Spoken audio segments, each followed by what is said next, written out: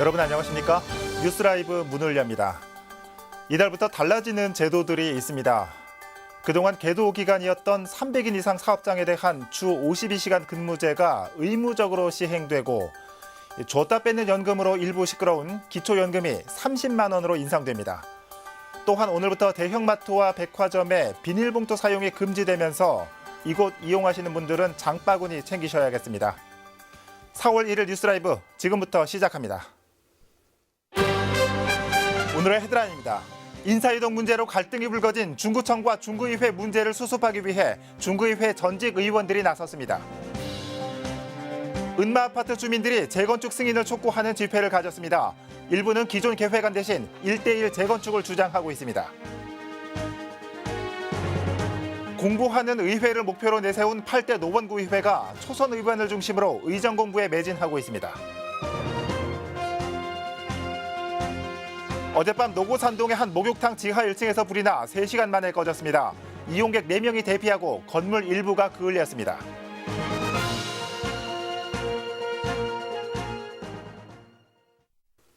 의회 사무과직원 인사 문제로 불거진 중구청과 중구의회의 갈등이 확산되고 있습니다.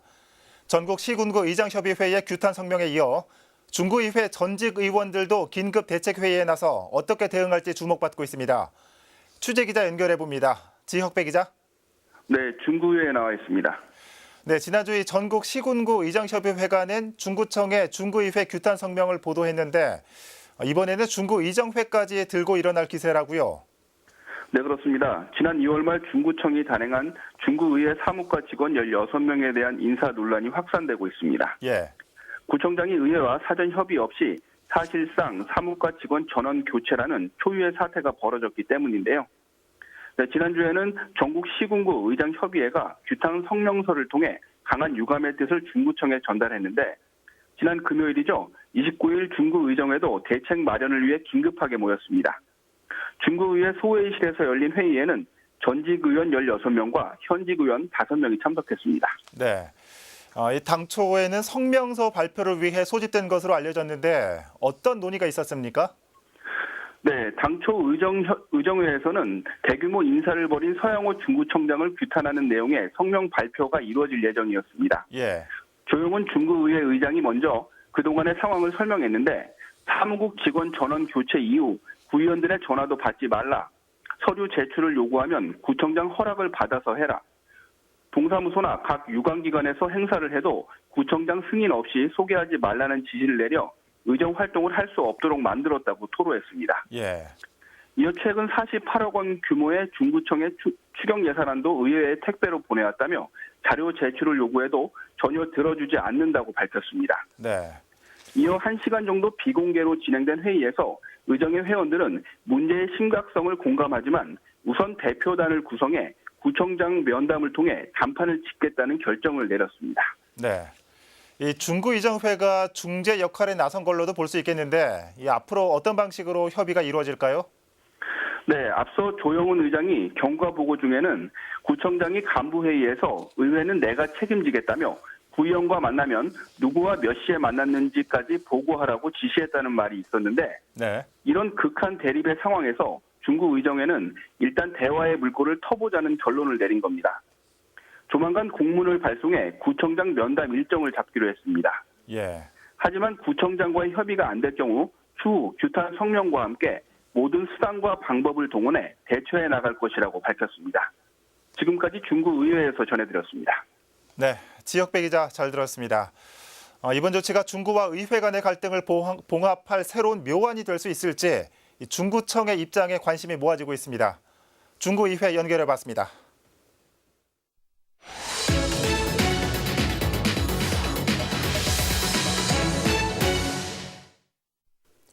강남 재건축의 지표로 불리던 은마아파트의 재건축 사업이 지지부진합니다.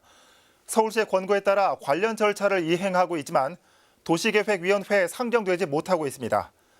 지난 금요일 주민들이 대규모 집회에 나섰습니다. 취재기자 연결해서 자세한 얘기 나눠보겠습니다. 조아영 기자. 네, 보도국입니다. 네, 그동안 이 각종 언론에 노출을 자제하던 강남구 은마아파트 주민들이 집회에 나섰다고요. 이유가 뭡니까? 네, 음마아파트 주민 350여 명이 지난 금요일이죠. 29일 서울시청 앞에서 집회를 벌였습니다. 예. 이렇게 주민들이 집단 행동에 나선 건 사실 조금 이례적인 겁니다. 음마아파트는 한때 강남 재건축의 척도로 불릴 만큼 주목을 받고 있었는데 자칫 언론에 안 좋은 이미지로 비춰질까 자제하고 있었다는 게 주민들의 설명입니다. 예. 그동안 음마아파트는 재건축 추진을 위해 4년 전 국제현상 설계 공모를 진행해 최고 49층 규모의 공모작을 선정했습니다. 서울시의 권고에 따른 것인데 이런 절차를 이행했음에도 2030 서울 플랜의 높이 규정을 이유로 서울시에서는 도시계획위원회 심의를 거절했습니다. 예. 이런 상황에서 35층 수정안에 기부 체납 조건을 모두 수용했지만 부동산 시장 안정화 등을 이유로 보류되면서 현재까지 도시계획위원회에 상정조차 되지 못하고 있습니다. 네. 이런 상황에서 주민들은 집단 행동을 통해 노후된 아파트의 현재 상황을 알리는 한편 정비계획안의 조계위 심의 상정을 촉구하는 집회에 나선 겁니다. 네. 자, 이 은마아파트 재건축 추진위원회에서는 지난달부터 집회에 나설 계획이었는데 네. 서울시의 설득으로 몇 번 철회했다고 알려지고 있는데 서울시는 현재 어떤 입장을 보이고 있습니까? 네, 서울시는 음마아파트 측에 조만간 국토교통부와 태스크포스 회의와 정책 협의를 거쳐 개발 사업 전반에 관해 논의하겠다며 집회를 만류했습니다. 예. 그런데 최근 국토부 장관 교체 절차가 진행되면서 이와 관련된 일정이 보류됐습니다. 때문에 음마아파트 정비계획안의 조계위 상정도 미뤄지고 있는 건데요. 네. 서울시는 음마아파트가 워낙 대단지라 신중할 수밖에 없다며 국토부 장관이 정식 임명된 후에야 협의 일정을 잡을 거라는 입장입니다. 네. 은마아파트 내부에서 기존 정비안을 폐지하자는 목소리도 만만치 않다는데 이건 어떤 얘기입니까? 네, 그렇습니다. 정비계획안이 막히자 음마아파트 주민 일부가 기존 정비계획안을 폐기해야 한다는 목소리를 내고 있습니다. 예. 이들은 현 추진위 지도부를 교체해 임대주택 없는 1:1 방식으로 재건축을 주장하고 있는 건데요. 앞으로 기존 추진위를 상대로 집회를 열 계획이라고 밝혀 향후 음마아파트 재건축에 영향을 미칠 것으로 보입니다. 네. 음마아파트는 지난 2010년에 안전진단 D등급을 받았습니다. 지금까지 보도국에서 전해드렸습니다. 네, 조아연 기자 잘 들었습니다. 이 강남 재건축의 상징성을 갖고 있는 곳이라서 개발까지는 신중한 모습입니다. 은마아파트 집회 소식 전해드렸습니다.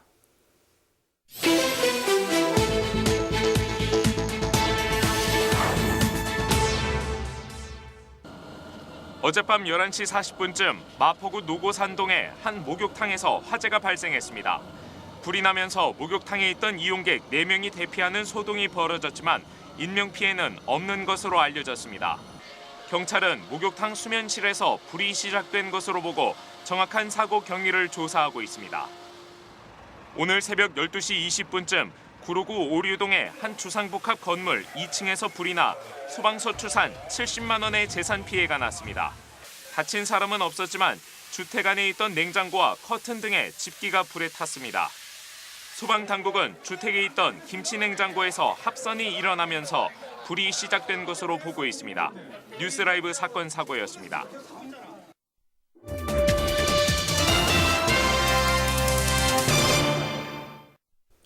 제8대 노원구의회는 공부하는 의회가 되겠다고 거듭 얘기한 바 있습니다. 성공한 의회를 만들겠다는 각오로 초선 의원들을 중심으로 의정 공부에 열을 올리고 있다는 소식입니다. 박선아 기자입니다. 제8대 노원구 의회 의원 21명 가운데 16명은 초선 의원입니다. 의정 경험이 일천하다 보니 개원 당시만 해도 잘할 수 있을까란 물음표가 붙은 것도 사실입니다. 당선증을 받고 임시회 4차례, 정례회 2차례를 치렀고 구정질문과 행정사무감사도 경험했습니다. 무난히 첫걸음을 뗀 노원구 의회 초선 의원들. 아직 갈 길이 멀다며 의정 공부에 힘을 쏟고 있습니다. 구의회는 지방의회 기능과 역할을 20년 이상 연구해온 전문가를 초청해 강연을 청했습니다. 의정활동 수단이 뭐냐? 딱 4가지예요. 질의질문, 행정사무감사 조사, 안건심사 의결, 조례안, 예산, 추경, 결산, 심사 어떻게 하고 조례안을 만드는 거예요. 집행부에 행정자료를 요청해도 때론 어물쩍 넘길 때가 있습니다. 이럴 땐 어떻게 대처해야 하는지, 구정질문 잘하는 법과 적절한 용어 선택 등 강의 내용은 직설적이었으며 현실적이었습니다. 강의를 듣는 의원 표정은 진지했습니다. 굉장히 유용하다는 생각이 들고요. 진짜 적나라하게 의원 입장에서 제대로 파주시는 것 같습니다. 올 연말 행정사무감사 내년도 예결산 때 우리 구의원들이 많이 이렇게 유익하게 이렇게 그런 교육이 되지 않나 그렇게 생각합니다. 이제 연초에 2019년도 의회 의정활동 시작하는데 실제로 많은 도움이 될 것 같습니다. 디테일 속에 악마가 숨어 있다. 공부하는 의회가 되겠다며 개원 일성을 밝힌 제8대 노원구 의회. 주민복리 향상과 민원 해결, 행정 감시 등 지방의회 역할을 충실히 수행할지 앞으로의 의정 활동이 주목됩니다. 딜라이브 서울 경기 케이블 TV 박선아입니다. 민간 위탁한 구립복지시설의 관리 문제가 수면 위로 떠올랐습니다. 용산구가 민간의 운영을 맡긴 요양원에서는 부당 해고를 당했다는 주장이 나왔고 구립복지관에서는 노동법을 위반했던 사례가 적발됐습니다. 이재용 기자입니다. 용산구가 5년 전부터 민간 위탁한 구립한남 노인 요양원입니다. 이곳에서 일하던 요양보호사 4명은 지난해 일터에서 쫓겨났습니다. 해직자들은 부당해고라며 억울한 심경을 토로했습니다.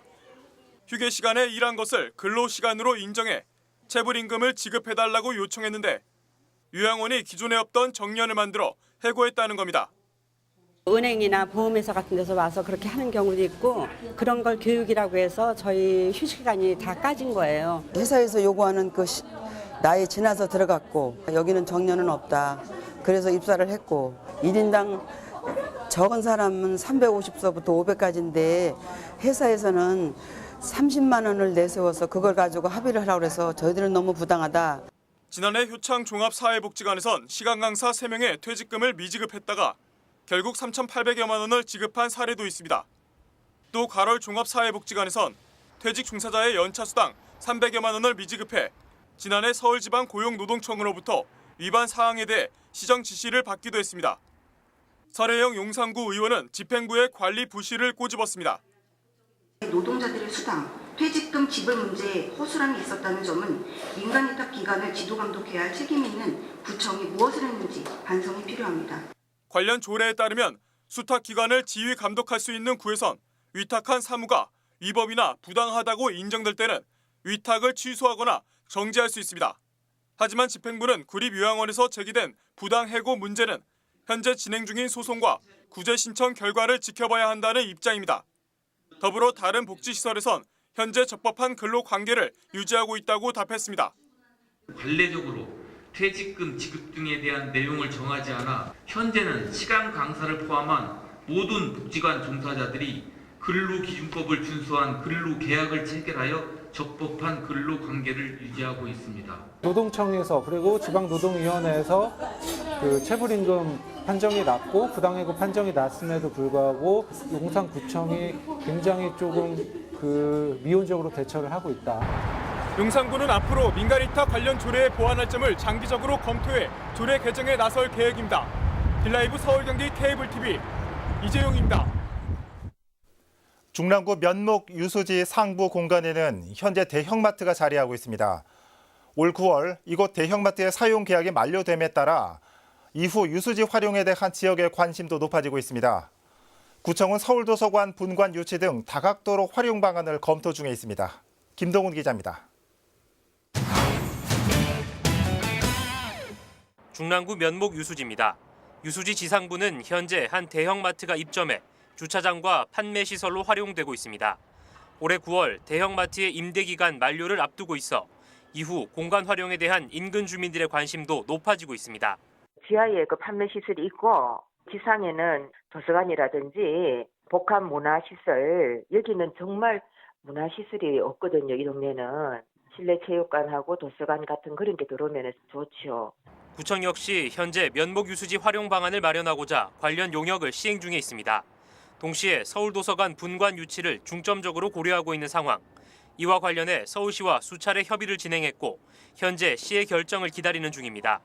구는 도서관 유치 여부와 용역 결과, 주민들의 요구 등을 종합적으로 검토해 올해 상반기 중으로 활용 방안을 제시하겠다는 입장입니다. 정확하게 시에서 아직 결정된 사항을 저희가 받지를 못했어요. 일단 그거 여부에 따라서 또 시설에 대한 부분들이 좀 이렇게 확실하게 결정될 수 있다 보니까 주민들이 요구하는 시설들을 같이 좀 접목시키려고 하고 있거든요. 20년 만에 새로운 공간으로의 탈바꿈을 준비 중인 면목 유수지. 낙후된 지역을 변화시키기 위한 구상은 시작됐습니다. 딜라이브 서울 경기 케이블 TV 김동훈입니다. 서울 금천구에는 오로지 청년만을 위한 공간이 있습니다. 청춘 빌딩이라는 곳인데 지난 2016년 운영해오다 최근 리모델링을 거쳐 재개관했습니다. 이제는 지역 주민과 함께하는 청년 문화 공간으로 재탄생한 청춘 빌딩 시즌2를 엄정규 기자가 소개합니다. 혼밥이 싫은 청년이라면 누구나 또래와 함께 한 끼의 식사를 나눌 수 있는 공유 부엌. 카페와 같은 분위기의 청춘홀은 친구와 담소를 나누거나 미래를 준비하는 공간이 됩니다. 취준생 입장에서는 이렇게 카페나 이런 걸 이용하는 게 되게 좀 부담되는데 여기는 이제 노트북도 사용이 가능하니까 각각의 세대마다 좀 필요한 것들을 이렇게 해주는 게 굉장히 필요하다고 생각해요. 운영 3년 차에 접어든 금천구 청춘빌딩에 작은 변화가 생겼습니다. 사무실이었던 1층 공간에는 출입구를 크게 뚫고 개방감을 높인 소통 공간을 마련했고 여기에 1인 청년 가구를 위한 코인 빨래방, 4층에는 악기 연습과 소규모 공연도 가능한 다목적 스튜디오도 새로 마련됐습니다. 청춘 빌딩은 다양한 청년 문제로 신음하는 이들을 보듬는 또 때로는 청년들의 지역사회 참여의 공간이 되고 있습니다.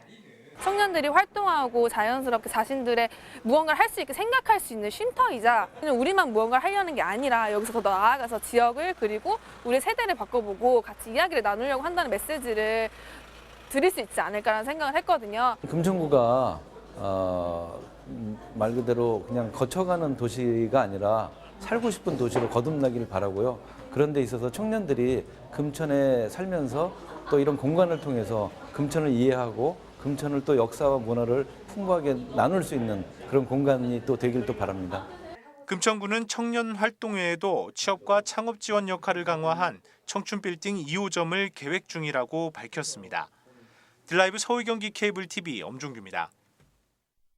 뚝섬역 상점가가 지난해 특성화 첫걸음 시장에 선정된 데 이어 올해 문화 관광형 시장으로 선정되면서 10억 원의 예산을 받게 됩니다. 역사와 문화를 연계한 콘텐츠를 개발해 2021년까지 지역 거점 시장으로 도약하겠다는 계획을 내놓았습니다. 조성엽 기자입니다. 뚝섬역 3번 출구 방향, 생활 편의 업종부터 유흥 업종까지 500여 개의 상점이 질비해 있습니다. 이름하여 뚝섬역 상점가. 지난 2016년 4월 정식 상점가로 등록한 이후 현재 70여 명 규모의 상인회를 꾸리고 있습니다. 뚝섬역 상점가는 지난해 특성화 첫걸음 시장으로 선정돼 2억 7천만 원의 예산을 지원받은 데 이어 올해 중소기업벤처부 주관 특성화 사업 우수시장으로 선정됐습니다. 이에 따라 상점가는 10억 원의 예산을 지원받습니다.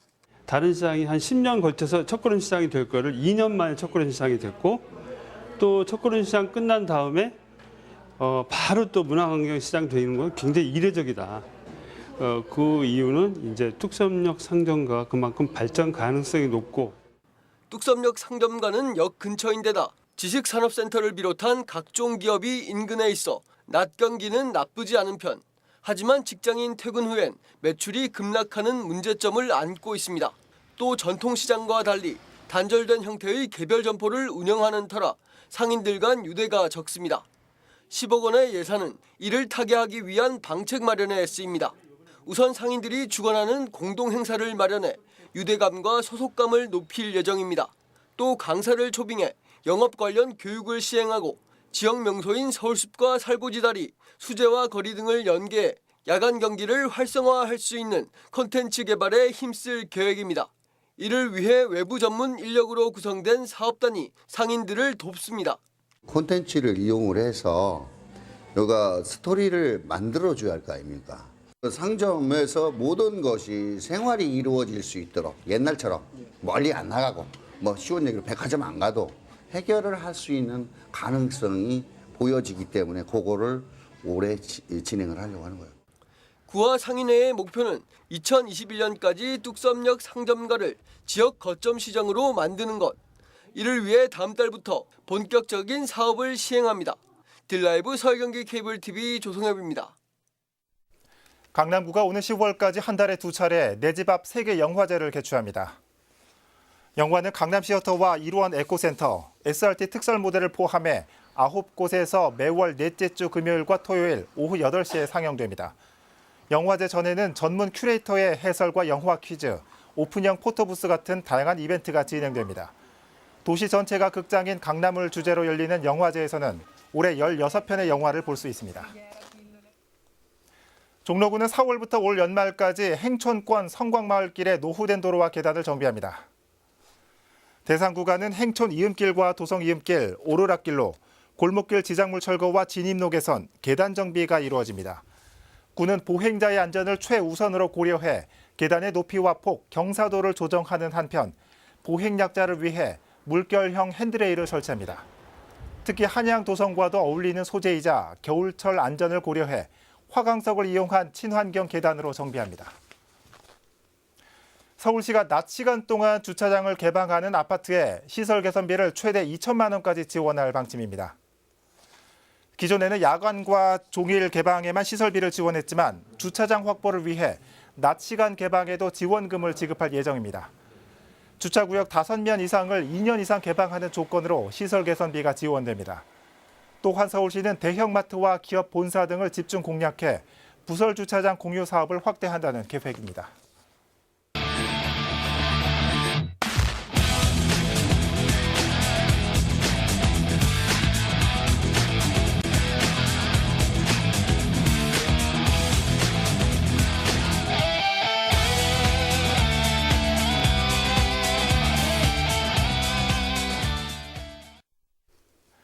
차라리 거짓말이었으면 좋을 것 같은 뉴스들이 많은 요즘입니다. 하루 정도는 시끄럽고 자극적인 소식이 아닌 착한 뉴스를 보고 싶다는 생각이 드는 건 비단 저뿐만이 아닐 겁니다. 오늘 만우절이죠. 거짓말인 줄 알면서도 미소 짓게 만드는 선한 거짓말 하나 정도는 괜찮지 않을까요? 뉴스라이브 마칩니다. 시청해 주셔서 고맙습니다.